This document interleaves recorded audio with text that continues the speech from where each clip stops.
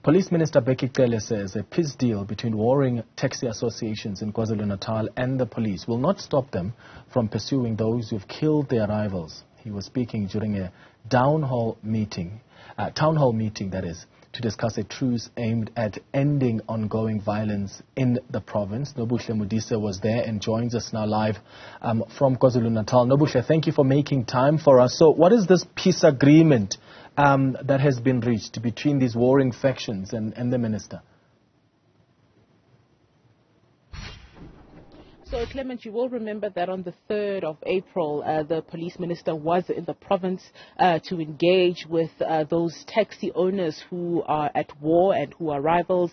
And on that day, that particular peace agreement that was signed today was drafted at the time. Today was them sealing the deal, signing it, and also just engaging further about a lot of the issues that they see. Ladysmith has been a problem in the province in terms of taxi wars, and this is why it was significant that particular peace agreement was signed in Ladysmith today. And one of the things that they agreed on is that they are calling a ceasefire and that we'll see no more violence between those who are rivaling. They've essentially made peace. But Clement, another interesting thing that the police minister did say was that those who were there at that particular imbizo or engagement, if I may call it that, was that it doesn't mean that now that they've negotiated, they've come to the table, negotiated, they've made peace, that those who are still responsible for killing others, those who are responsible for murders in and around the area of Ladysmith and outside of that would be exonerated for those crimes. It doesn't mean that they've come to the negotiating table, that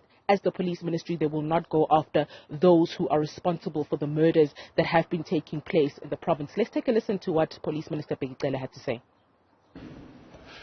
Ama-negotiations not all. Aluvimbi ukuthi abantu ababulela abantu singabalandeli samaphoyisa. You can't negotiate murder. Angathiwa ke sunochuku uma sokungqongqozela sikulandela wakho.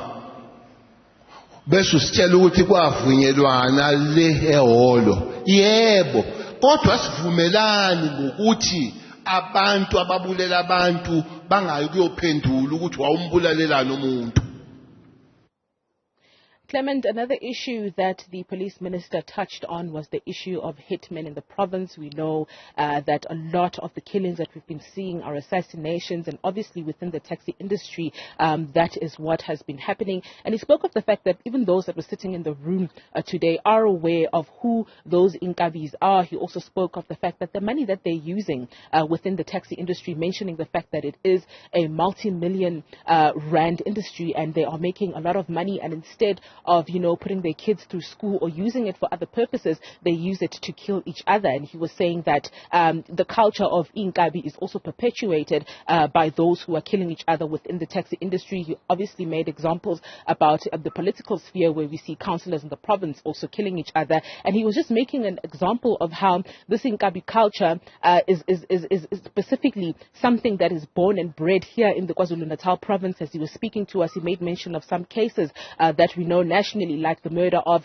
Babita Deokaran, who was the one who blew the whistle on the health tender saga in Gauteng, how she was murdered. He mentioned that those 6 suspects were all from KZN. So he was speaking to the fact that a lot of inkabi are used, and the people that were sitting in the room are also responsible for using inkabi, saying at this point, since they could come to the table, sit and talk about this, it's possible for them to also bring those who are responsible for murders. On the other end, he also spoke about the issue of police also being complicit within these murders that we see in and around the province on a daily, speaking to the fact that the police receive bribes as well. That's why these cases always go cold case. And so he was speaking on that. Let's take a listen to what he had to say on that regard.